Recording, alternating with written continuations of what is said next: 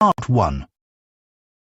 You will hear a woman who is caring for her elderly mother talking to a friend. First, you have some time to look at questions 1 to 4.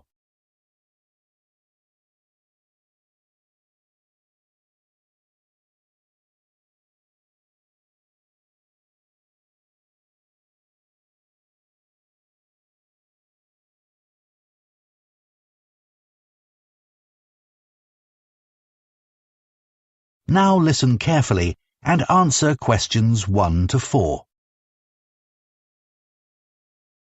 It's really good to see you, Tom. Since I had to give up work, I feel I'm losing touch with my friends and colleagues. We really miss you in the office. We were all so sorry you had to leave. But you must be relieved to have more time to look after your mother. How is she?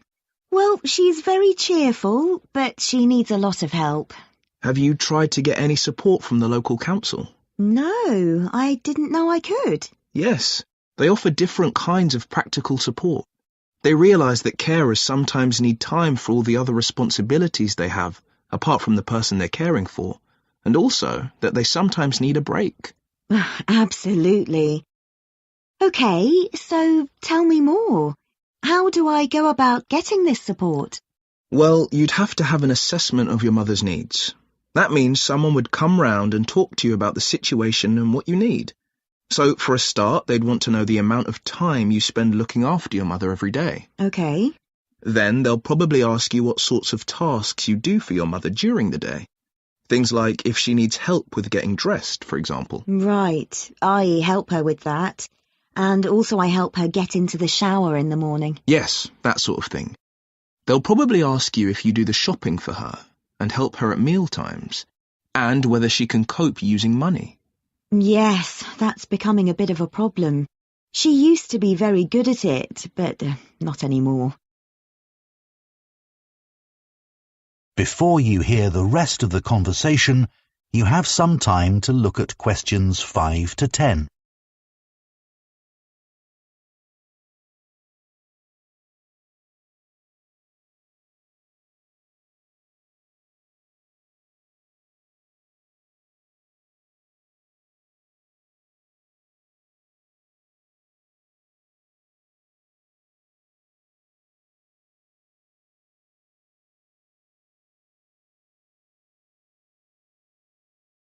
Now listen and answer questions 5 to 10. And be ready to tell them about anything you find particularly difficult about caring for your mother. So recently I've noticed she's started to have quite bad problems with her memory. If I wasn't there, I think she'd forget to eat, for example. And often she doesn't seem quite sure what day it is. Yes, tell them about that. And are there any physical difficulties you have caring for her? Lifting her, for example?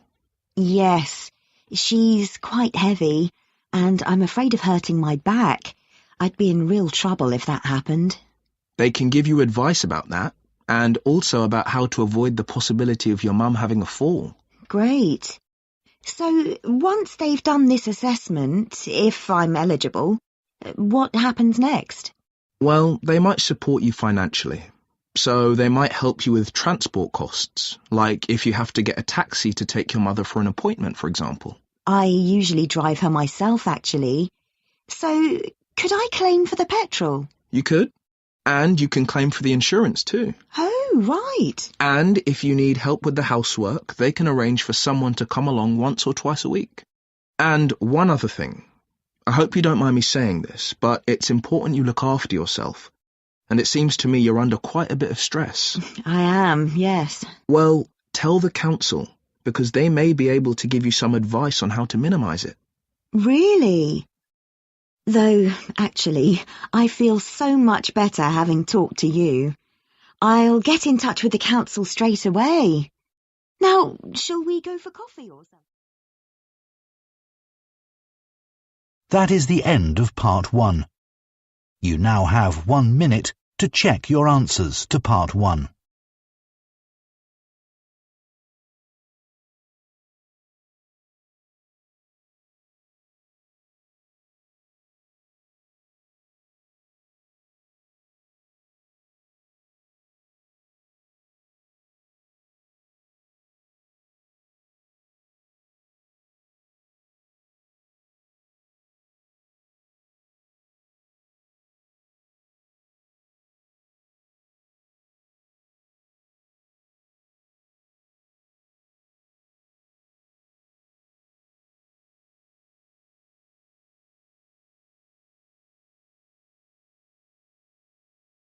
Part 2.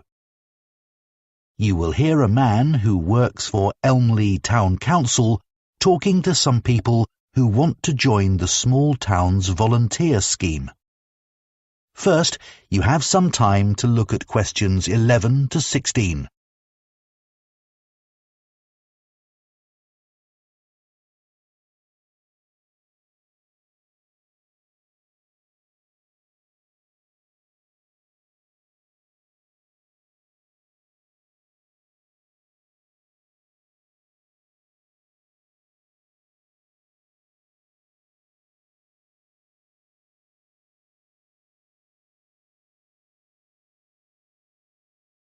Now listen carefully and answer questions 11 to 16. Good morning, everyone.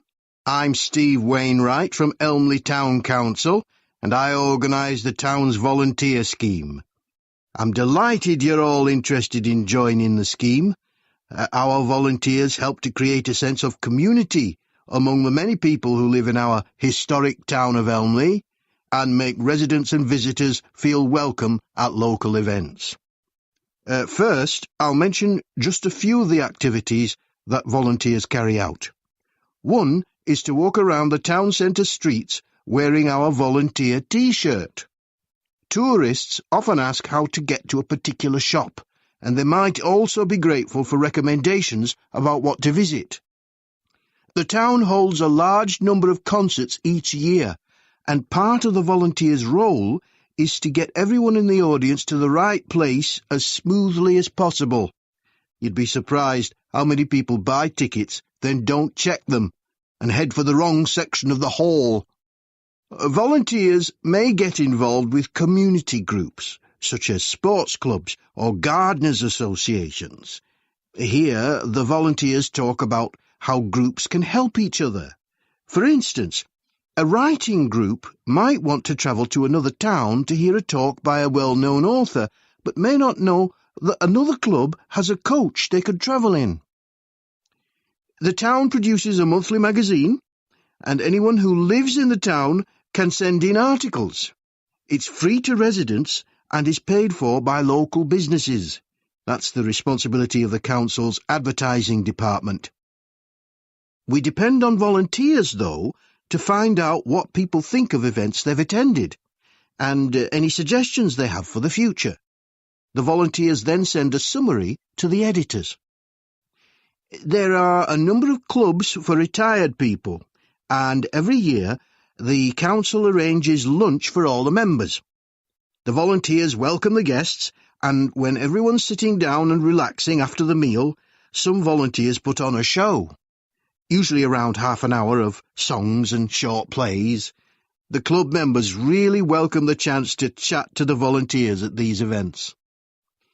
The town council has a website, of course, and volunteers are asked to help by making sure residents know about it.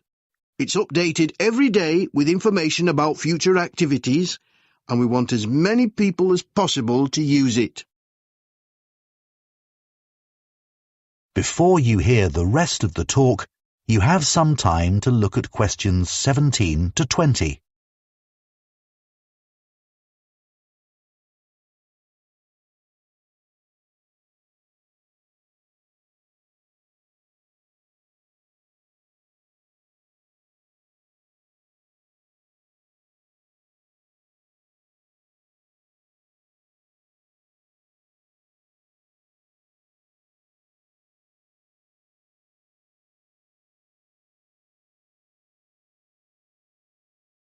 Now listen and answer questions 17 to 20. OK, now you know some of the things our volunteers do. I'll go on to some practical matters.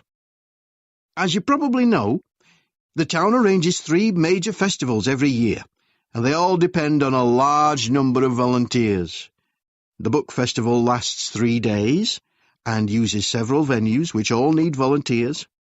More are needed for the music festival because that lasts a whole week, and even more help is required for the science festival, even though it's only 2 days long. It involves quite a lot of venues, though. It's a good idea to help at the festival you're most interested in, because you can attend most of the events for free. We try to use volunteers who are flexible, though, because some festival events are held outdoors and the weather may affect the size of the audience and even whether the event can take place, so there can be changes at short notice. What's essential, though, is being able to get on well with other people and also to deal with someone who's behaving badly, as occasionally happens. Our plan is to get you all working in September, after a week's training starting on the 2nd. So we'll be timetabling you for duties the following week from the 9th onward. Later, in the week beginning September 23rd, we have a chat with each of you to find out how you feel about being a volunteer and what extra support you need. As a thank you to the volunteers, we arrange an annual event. In recent years, we've had a party in the town hall, and last year, a barbecue in Chamber Park. Our forthcoming event is a trip along the canal from here to Dewhurst and back. It's on Saturday, September the 28th, and if you'd like to attend, you can sign up once you start work. Now, this is the Volunteers T-shirt. That is the end of Part 2. You now have 30 seconds to check your answers to Part 2.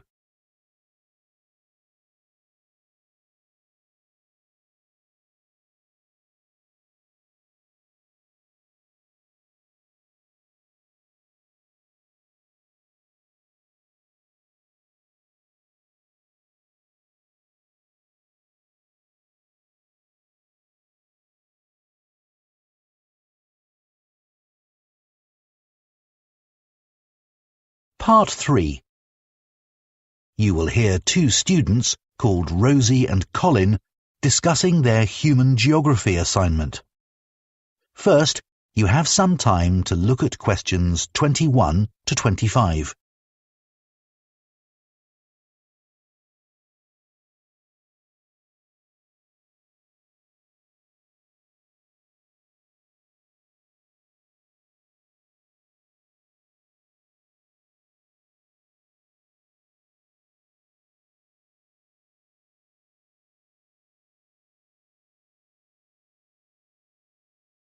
Now listen carefully and answer questions 21 to 25.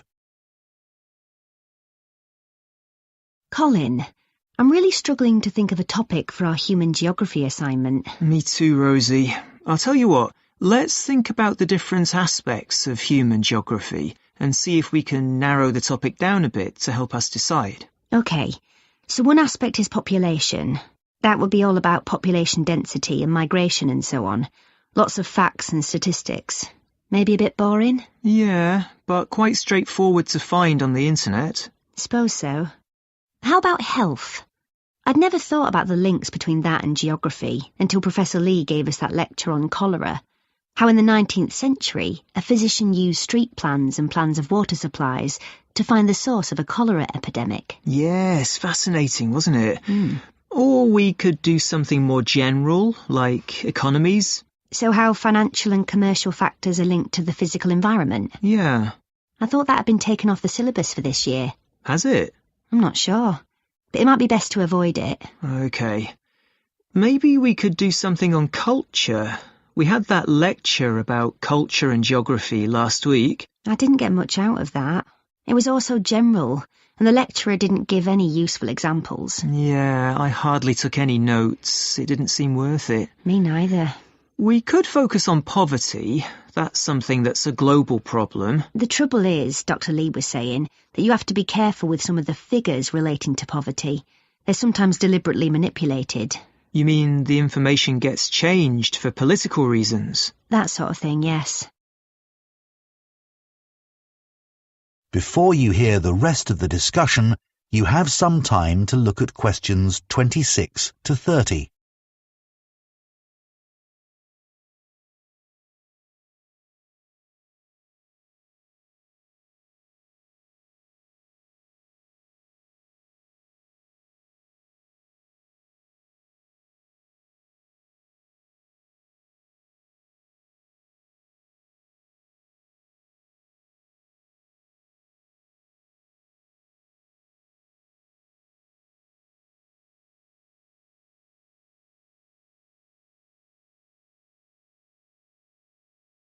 Now listen and answer questions 26 to 30. So what are we going to do our assignment on? I'll tell you what, one of the possibilities we haven't discussed is urbanisation. And now over half the world's population lives in cities. That's really important. OK, good idea, Rosie. Let's do that. I love living in a big city, but of course there are problems. Things like theft and robbery? Yes, but where I come from, that's linked to another more serious issue, which is that a lot of people don't have jobs. That's getting worse and worse. And we also still have quite a lot of people who are homeless, though that's not quite so bad as it was. It'd be nice to talk about some positive developments, like some of the new developments on the outskirts of cities. Yeah, they've opened some massive new shopping centres outside my city. Yeah, the same with mine, but it's meant a lot of the shops in the city centre are closing down. But the outskirts are ideal for buildings that need a lot of space, like for conferences. They've opened a couple of big ones. Yes, we've got some too. It'd be nicer to have more facilities for things like football too, but that's not happening where I live. Same in my area. We could include something about developing disused industrial sites. It seems like a good idea because you're not doing any harm to the natural environment. Yeah, but aren't the buildings architecturally significant? Not really. And what people forget is that they often used quite dangerous materials, chemicals and things, which haven't been properly cleared away, so the whole site has to be made safe. That can't be cheap, and I bet it's often not budgeted for. You're right. Have you read about Masdar City? In Abu Dhabi? Yes. It was designed to be a green city, wasn't it? That might be a good example of a city which set out to depend entirely on renewable energy. Yes, we should say something about that. It was designed to be totally pedestrianised too, wasn't it? With the transport underground. Yes, and they had big plans for recycling to reduce waste to the lowest possible level. But let's stick to talking about power sources. Then there's that eco-town in England, Green Hill Abbots.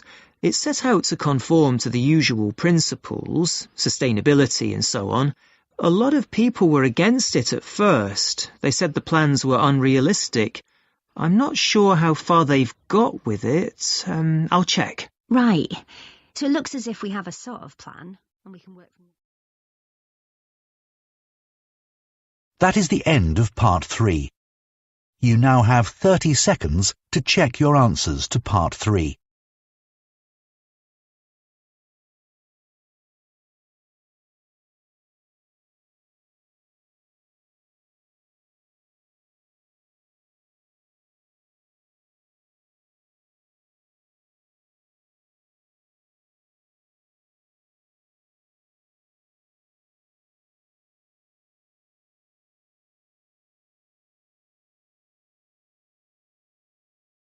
Part 4.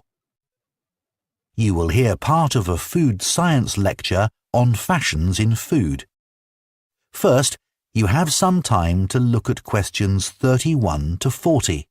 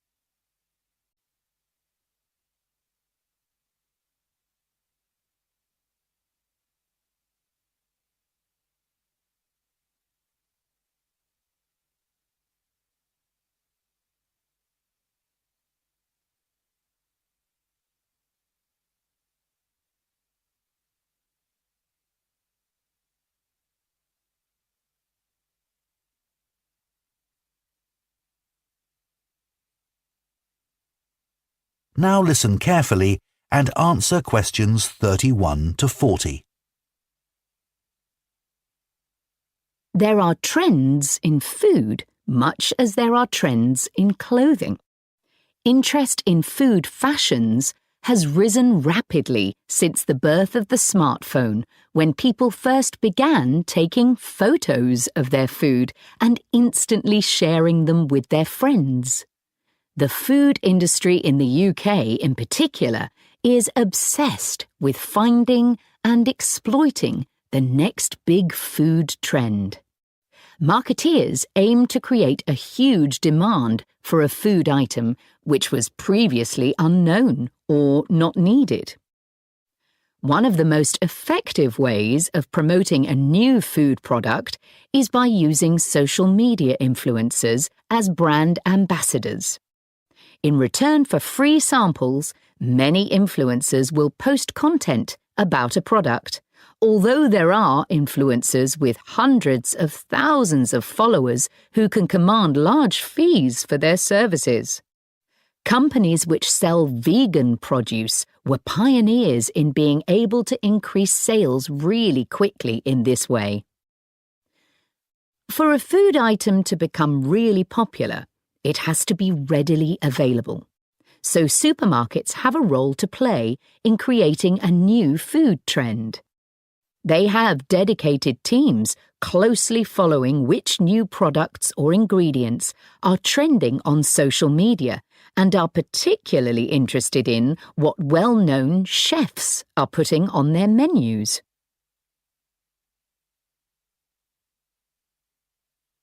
I'd like to look at a few examples of marketing campaigns which were really successful in launching a new fashion trend. Starting in the 1990s with the avocado. A British PR company was hired to raise its profile and stimulate demand. They paid for a group of journalists to travel out to South Africa to meet avocado farmers. Articles written following this visit helped to educate the British public about the avocado, which at this time was certainly not the daily staple it's since become. Advertisements were designed to promote the avocado as a superfood, rich in nutrients and therefore beneficial for health. Avocados became hugely fashionable, and within a few years, UK avocado sales had grown from £13 million annually to around £150 million, making it one of the most successful fresh produce campaigns in UK history. Oat milk is a recent example of a new product which became fashionable very quickly. Now there are many brands available, but one company which had early success was the Swedish brand Oatly. They attracted a lot of attention with a media campaign which used provocation as a way of getting their message across effectively. The fact that this campaign aggravated competitors producing milk from dairy cows was seen as a plus, as it helped to make oat milk seem cool. In the USA, the brand decided against a big retail launch in favour of getting the product into coffee chains, which removed the need for a big advertising budget. This proved far more effective than offering samples in supermarkets. Oat milk had an advantage over other alternative milk products, such as almond milk. Many consumers prefer it because it has less of an impact on the environment.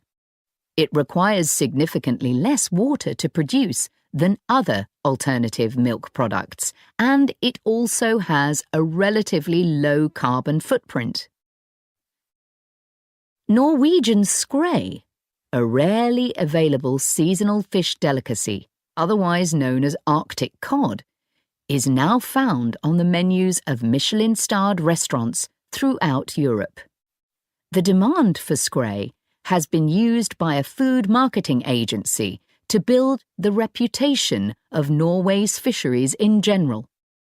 Marketing surveys have shown that a significant number of shoppers now associate Norway with excellent seafood. Food trends, can be considered a good thing in some ways, as they can benefit farmers and food producers enormously. The public can also be encouraged to buy things which are more sustainably produced. But ethical concerns have been raised about the effects a surge in demand can cause. Quinoa is a classic example. This plant is native to Peru, and when demand peaked some years ago, the price soared, making it unaffordable for local people. While the popularity of quinoa has benefited farmers financially, there have been other negative consequences. As demand grew, farmers began working the land all year round in order to produce more quinoa. One issue has been that the fertility of the soil decreased dramatically, which could potentially lead to desertification in some areas. Another example would be the case of... That is the end of Part 4. You now have 1 minute to check your answers to Part 4.